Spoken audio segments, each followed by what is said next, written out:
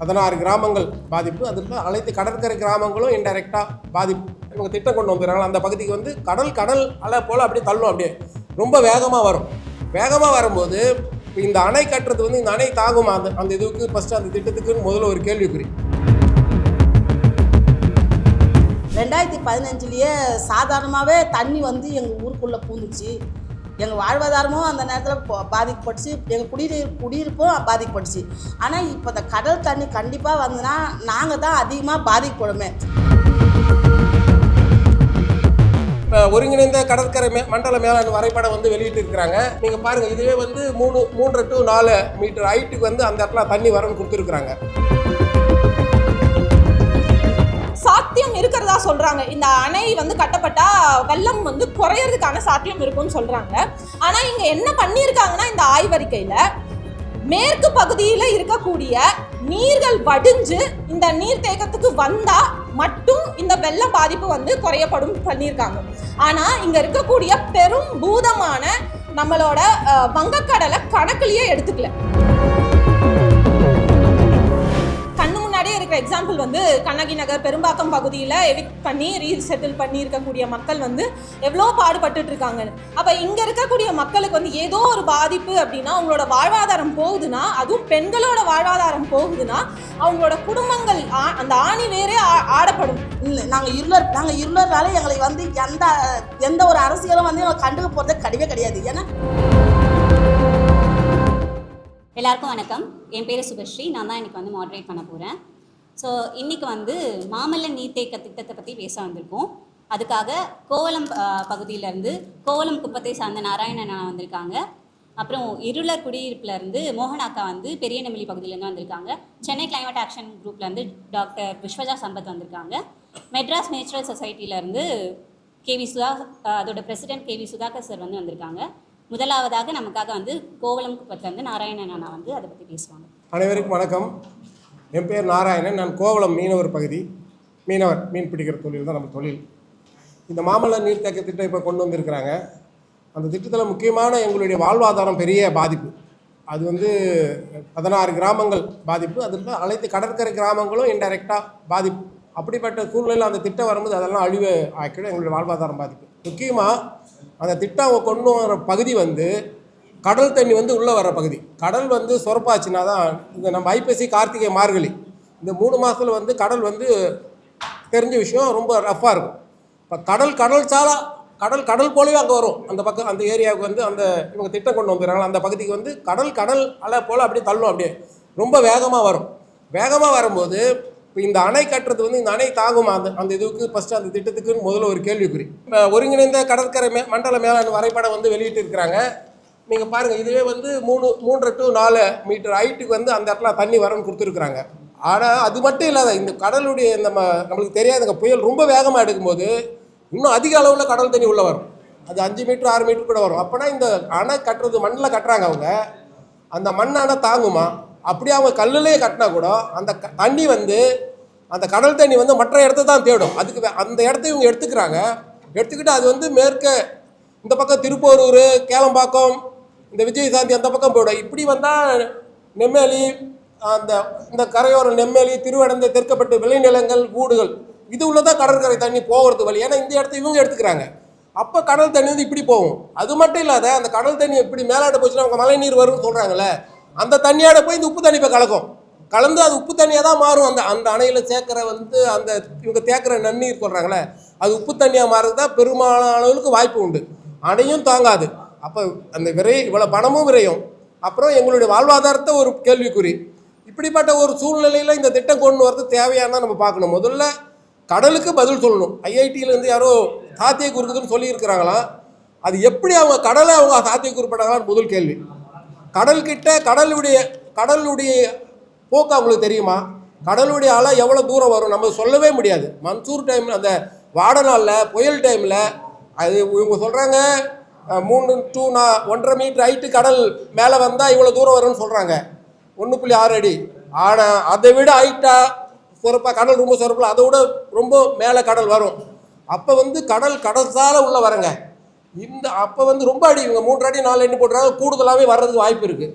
அப்போ அங்கே இருக்கிற இது மாதிரி இருள் மக்கள்லாம் அங்கே கடல் அந்த ஓரம் தான் வீடுகள் வச்சுன்னு இருக்கிறாங்க. அந்த வீடுலாம் தண்ணியில் அடிச்சுன்னு போயிடும். கடல் தண்ணியில் இவங்க மழை நீரை தேமிக்கிறாங்க. ஆனால் கடல் தண்ணிக்கு இவங்க பதில் சொல்லலவா? ஐஐடியும் சரி அல்லது எந்த நிறுவனமும் சரி தெரியும், அவங்க அறிக்கை கொடுக்குறாங்கன்னா கடலையும் சார்ந்து எடுக்கணும். கடல் வந்து ஒரு முக்கியமான கடற்கரை ஒட்டி தான் அந்த இது இருக்குது. கடற்கரை மூலியமாக தான் தண்ணி இந்த பக்கம் கொக்கிலிமோடு ஆறுலேருந்து இந்த பக்கம் வெள்ளப்பாசல் ஏறும். ஹைடைட்டில் வெள்ளப்பாசல்ன்றது ஹைடைட்டு. இந்த முகத்துவாரம் எங்கள் கோவளத்துலேருந்து முகத்துவாரத்தில் இந்த பக்கம் ஹைடைட்டு தண்ணி. 2 தண்ணி வந்ததுன்னா அந்த அணை தாங்குமா சார்? நீங்கள் பாருங்கள், அந்த அணை தாங்காது.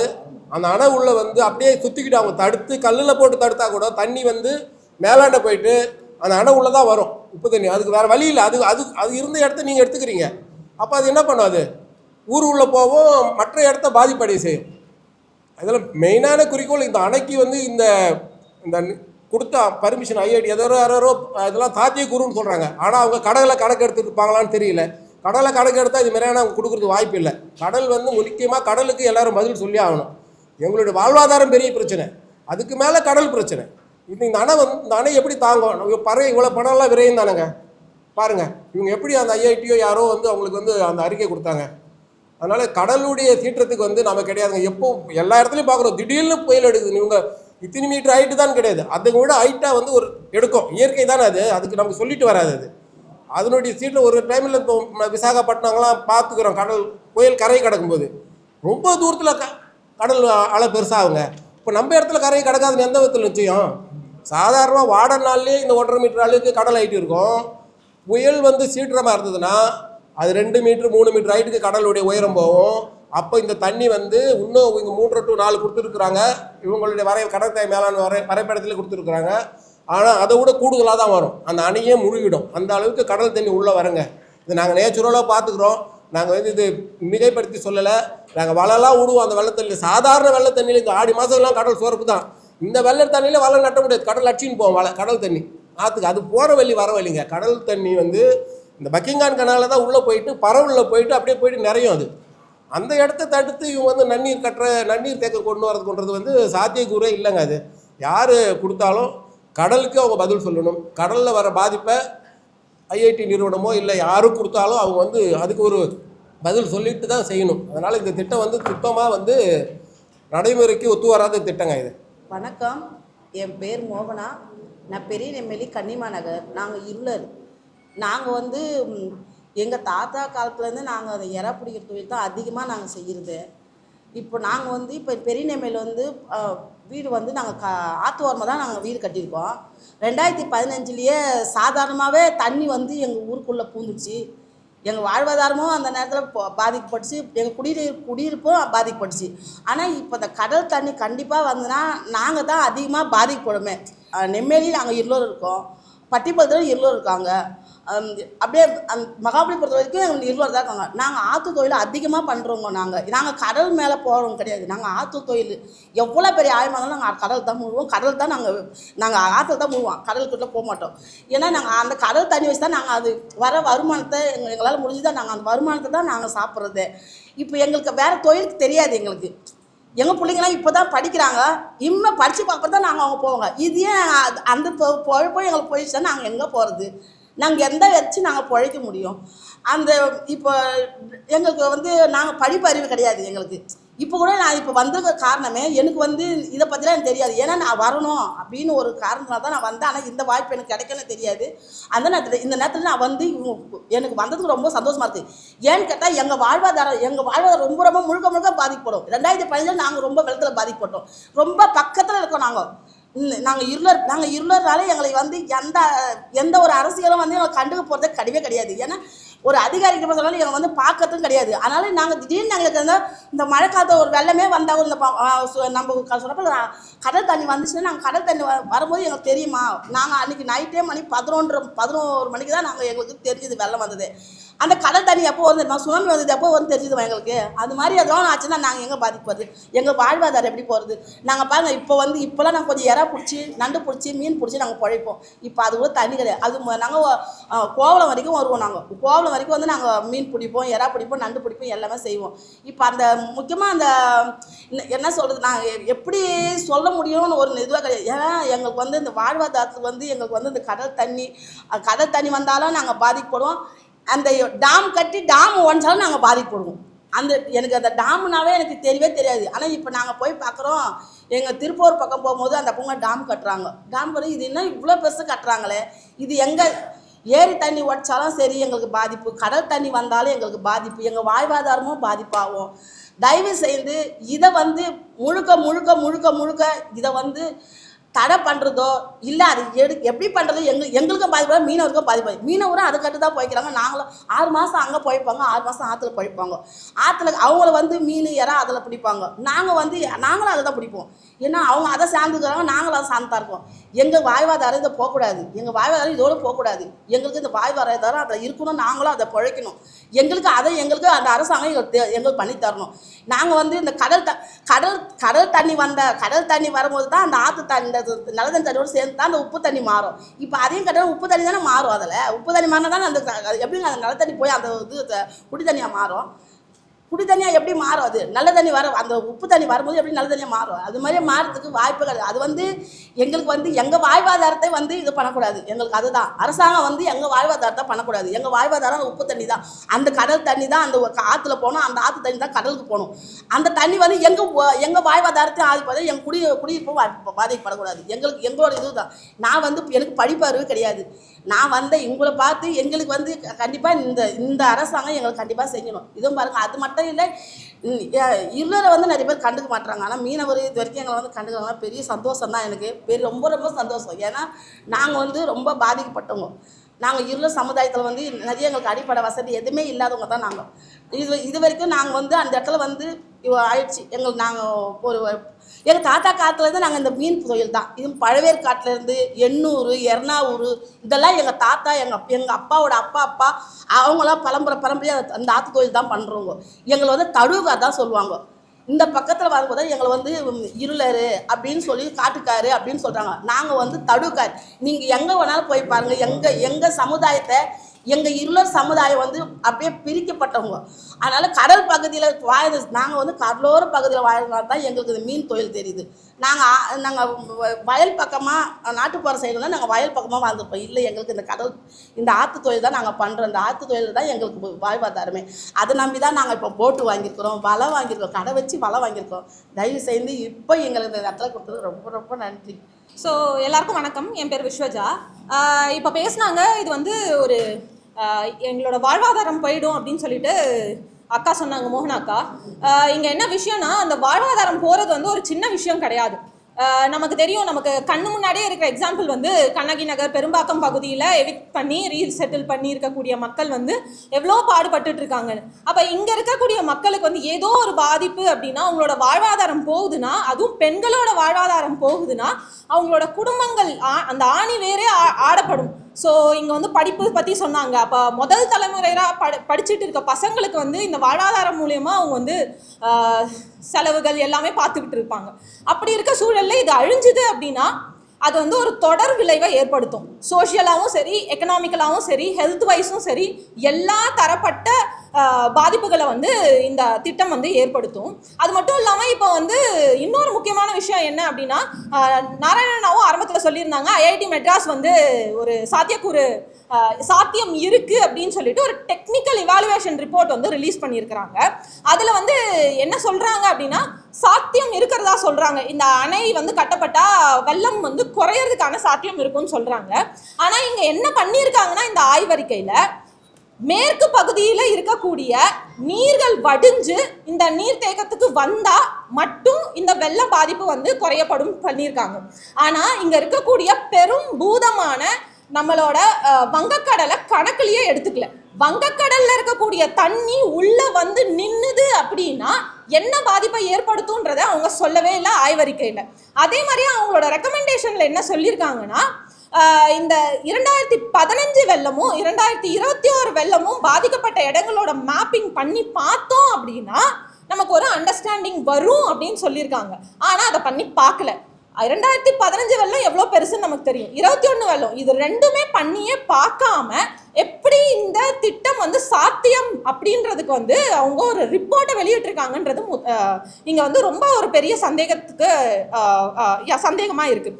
ரெண்டாவது, இவங்க வந்து எந்த ஒரு பேஸ்லையும் வந்து ஒரு ப்ராப்பராக பெர்மிஷன் வாங்கலை. சிஆர்செட் கிளியரன்ஸ் இவங்களுக்கு கொடுத்துட்டாங்க. ஆனால் இன்னும் என்வரான்மெண்டல் கிளியரன்ஸ் வந்து இவங்க வாங்கலை. சிஆர்இசட் கிளியரன்ஸ் கொடுத்துட்டாங்க, ஆனால் இன்ன வரைக்கும் நீரியல் தாக்கம் என்ன அந்த மாதிரியான ஒரு ஒரு ஆய்வே பண்ணவே இல்லை. ஒட்டுமொத்த ஆய்வறிக்கையிலையும் அவங்க வந்து வெறும் 11 வார்த்தைகள் தான் இந்த நீரியல் தாக்கம் என்ன இருக்கும், ஹைட்ராலஜிக்கல் இம்பாக்ட் என்ன இருக்குன்ற மாதிரி அவங்க எழுதியே இருக்காங்க. அப்படிப்பட்ட ஒரு திட்டம் உடனடியாக கைவிடப்படணும். அதே மாதிரியே கொடுக்கப்பட்ட அந்த சிஆர்இசட் கிளியரன்ஸையும் அது செல்லாதுன்னு சொல்லிட்டு வாபஸ் வாங்கணும். இந்த திட்டம் வந்ததுன்னா பல தரப்பட்ட மக்களும் இதனால பாதிப்படைவாங்க. எனக்கு அடுத்து இப்போ மெட்ராஸ் நேஷனலிஸ்ட் சொசைட்டியிலேருந்து நம்மளோட சுதாகர் சார் பேசுவாங்க. வறட்சி காலத்துலேயும் அந்த இடம் எவ்வளோ செழிப்பாக இருக்குன்றதை பற்றி அவங்க பேசுவாங்க. தேங்க்யூ. அனைவருக்கும் வணக்கம். நான் மெட்ராஸ் நேச்சுரலிஸ்ட் சொசைட்டி சென்னை இயற்கையாளர்கள் சங்கத்தினுடைய உறுப்பினராக பேசுகிறேன். இது வந்து நான் இப்போ வந்து பேச வந்திருக்க டாபிக் வந்து எப்படி இந்த மாமல்லன் ரிசர்வாயர் பலவிதமான பறவைகள் வரக்கூடிய இடமா இருக்குது, அதெல்லாம் எப்படி அஃபெக்ட் பண்ணும், அது வந்து நமக்கு எதிர்காலத்தில் ஒரு பெரிய பயோடைவர்சிட்டி லாஸ் உண்டாக்குன்றதை பற்றி பேசுகிறதுக்கு வந்திருக்கேன். இது வந்து biodiversity in Kelambakkam, Kovalam and Nemili. இப்போ இது வந்து 2022லேருந்து 26 வரைக்கும், இப்போ 25 முடியே இப்போ இந்த வருஷத்துக்கு வரல, இந்த டேட்டாவை தான் நான் படிக்க போகிறேன். எங்கள் சங்கத்தில் இருக்க உறுப்பினர்கள் பல பேர் ரொம்ப பறவைகள் பார்ப்பதில் ரொம்ப ஆர்வமாக இருக்காங்க. அதே மாதிரி eBirdனு ஒரு பிளாட்ஃபார்ம் இருக்குது, அங்கே வந்து இந்த பறவைகளை பார்க்குறவங்க எல்லாரும் அதை ரெக்கார்ட் பண்ணுறாங்க. அதனால் அது ரொம்ப ஆத்தென்டிக் டேட்டா. இப்போ வந்து அவங்க வந்து இந்த திட்டத்தை பற்றி பேசும்போது மழை காலத்துலேயோ இல்லைன்னா குளிர் காலத்துலேயோ வலசை வரும் பறவைகள், அதாவது மைக்ரண்ட்ஸ்னு சொல்கிறோம் நம்ம, ரெசிடென்ட் பறவைகள், நெஸ்டிங் பறவைகள் எல்லாம் நிறைய இருக்குது. அதெல்லாம் அழிஞ்சு போயிடும் இந்த ரிசர்வாயர் கட்டினா. ஏன்னா ஒரு சால்ட் பேன், இந்த உப்பு அளம்லாம் இவங்க பேசின மாதிரி அந்த உப்பு அளத்தில் இருக்க பலவிதமான நண்டுகளோ இல்லை பலவிதமான உயிர்களையும் இந்த பறவைகள் சாப்பிட்டு தான் உயிர் வாழுது. இது வந்து சென்ட்ரல், நம்ம இந்த பாயிண்ட் வந்து சென்ட்ரல் ஏஷியன் ஃப்ளைவேன்னு ஒன்று இருக்குது. இது வந்து மைக்ரேஷன் பாத்வே. பலவிதமான பறவைகள் ஐரோப்பாவிலேருந்து சைபீரியாவிலேருந்து வலசை போகும்போது இந்த இடத்துல தங்கி பல இடத்துக்கு போகிற நிலைமை இருக்குது. இப்போ இதை வந்து நம்ம அழிச்சிட்டோம்னா அந்த பறவைகள் இங்கே வந்து தங்க முடியாத ஒரு சூழ்நிலை உண்டாகும். உங்களுக்கு வந்து டேட்டா மட்டும் நான் கொடுக்குறேன். Total number of species, bird species உங்களுக்கு ரொம்ப ஆச்சரியமாக இருக்கும். 2022லேன்னு சொல்கிறேன், 137, 107, 119, 130. இப்போ ஆவரேஜ் வந்து ஒரு வருஷத்துக்கு 123 வகையான பறவைகள் இந்த இடத்துக்கு வருது. இதில் வந்து மைக்ரேட்டரி ஸ்பீசிஸ்னு சொல்லக்கூடிய பறவைகள், மைக்ரேட்டரின்னா வலசை வரும், அதாவது இந்திய கண்டத்துலேருந்து வெளிநாட்டிலேருந்து வெளியலகத்துலேருந்து குளிர்காலத்துக்கு மட்டும் இங்கே வரக்கூடிய பறவைகள் 40 ஸ்பீசிஸ் இருக்குது. எண்டமிக் ஸ்பீசிஸ் ஆஃப் இந்தியன் சப்கான்டினென்ட்னு நம்ம சொல்கிறோம். எண்டமிக் ஸ்பீசிஸ்னால் ஒரு குறிப்பிட்ட இடத்துல மட்டும்தான் இருக்கும், இந்தியாவில் மட்டும்தான் இருக்கும் இந்த பறவைகள், வேறு எங்கேயும் இருக்காது. அந்த எண்டமிக் ஸ்பீசிஸ் வந்து 9 ஸ்பீசிஸ் இந்த இடத்துக்கு வருது. ரெட்லிஸ்ட் ஸ்பீசிஸ்னு இருக்குது ஐயூசிஎனில் வந்து, அதாவது இந்த பறவைகள்லாம் ரொம்ப அருகி வருது, அதனால் இது வந்து டேஞ்சர் ஆஃப் எக்ஸ்டிங்ஷன் ரொம்ப அதிகமாகுதுன்னு சொல்லிட்டு ரெட் லிஸ்ட்டு போடுறாங்க. அதில் வந்து 8 ஸ்பீசிஸ் இதில் இருக்குது. ஹை கான்சர்வேஷன் ப்ரையாரிட்டி, அதாவது எப்படின்னா இதெல்லாம் வந்து இப்போ நான் சொன்ன டேட்டா எல்லாமே ட்ரை சீசனை பற்றி தான். இப்போ இந்த டேட்டா எல்லாமே ட்ரை சீசன் டேட்டா தான்.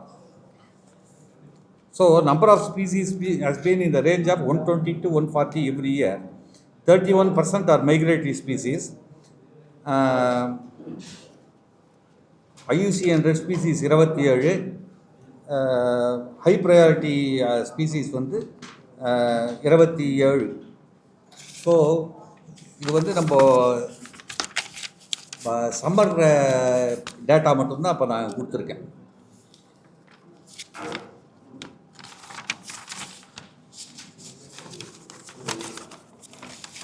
சில ஸ்பீசிஸ் உங்களுக்கு வந்து எந்த ஸ்பீசிஸ் இப்போ வந்து சம்மரில் இருக்குன்ட்டு நான் உங்களுக்கு ஒரு லிஸ்ட்டு கொடுக்குறேன்.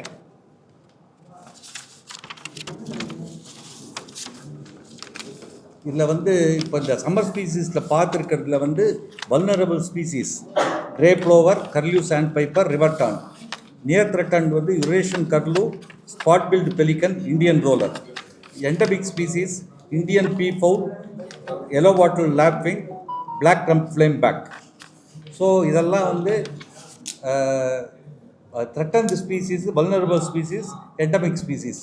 இதெல்லாம் வந்து நான் இப்போ கொடுத்துருக்க டேட்டா எல்லாமே சம்மரில் பார்த்துருக்கக்கூடிய டேட்டா. ஸோ இதனால் இதை கருத்தில் கொண்டு நம்ம வந்து அந்த இடத்த வந்து ப்ரொடெக்ட் பண்ணுறது ரொம்ப முக்கியம்.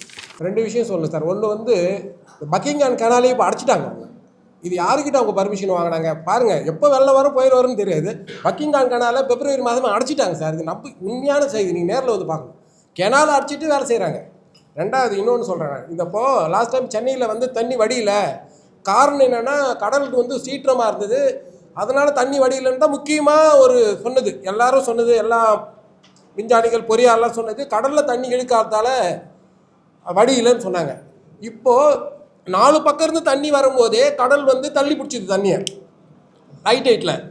அப்போது இப்போ இந்த பக்கம் அணை கட்டி தண்ணி தடுத்துட்டா சென்னையிலேருந்து வர்ற தண்ணி மட்டும் ஈஸியாக தள்ளி பிடித்த இன்னும் 4-5 நாள் அதிகமாகும் தண்ணியில் தண்ணி வடிக்குது. இது அங்கே மட்டும் பாதிப்பு இல்லை, சென்னைக்கும் பாதிப்பு. அறிவியல் பூர்வமாக எடுத்தால் அவங்க சொன்னது வச்சு போன வருஷம் சொன்னாங்க, நான் நல்லா கேட்டேன். தண்ணி ஏன் வடியலைன்னா கடல் தண்ணி வந்து கடல் சீற்றமாக இருந்தது, தண்ணி வேகமாக போக முடியல, வடியலன்னு சொன்னாங்க. இப்போ ஒரு பக்கத்துலேருந்து 4 பக்கம் 10 பேர் சேர்ந்து ஒருத்தனை அடித்தா ஈஸியாக தள்ளிடலாம். 6-7 பேரை கையை காலை கட்டி போட்டு 4 பேர் மட்டும் வந்து அவன் இன்னும் ஈஸியாக உன்னை புஷ் பண்ணுவான். அப்போ தண்ணி இன்னும் வடியாது. இது அங்கே மட்டும் பிரச்சனை இல்லை. தண்ணி சேமித்தா சென்னைக்கும் பிரச்சனை. சென்னையில் தண்ணி வடிகிறதுக்கு இன்னும் லேட்டாகும். தண்ணி வேகமாக கடலுக்கு போனால் தான் போவோம். அந்த இடத்த இங்கே தடுத்துடுறாங்க நல்ல தண்ணியை, வெள்ளத்தை. அதனால் அந்த ஒரு காரணத்தை சொல்கிறது தான் இது. அணையும் அடைச்சிருக்கிறாங்க. இது வந்து சட்டவிரோதமான செயலாக தான் இருக்கும். யாரை கேட்டு அடைச்சாங்கன்னு தெரியல. இப்போ வந்து இதனால் சென்னைக்கும் பாதிப்பு இருக்குது. தண்ணியுடைய வேகம் இன்னும் மெதுவாக போகும். கடலுடைய வேகம் அதிகமாக இருக்கும்போது தண்ணி வந்து மெதுவாக தான் வெளியேறும். அதை நான் தெரிவிச்சுக்கிறேன்.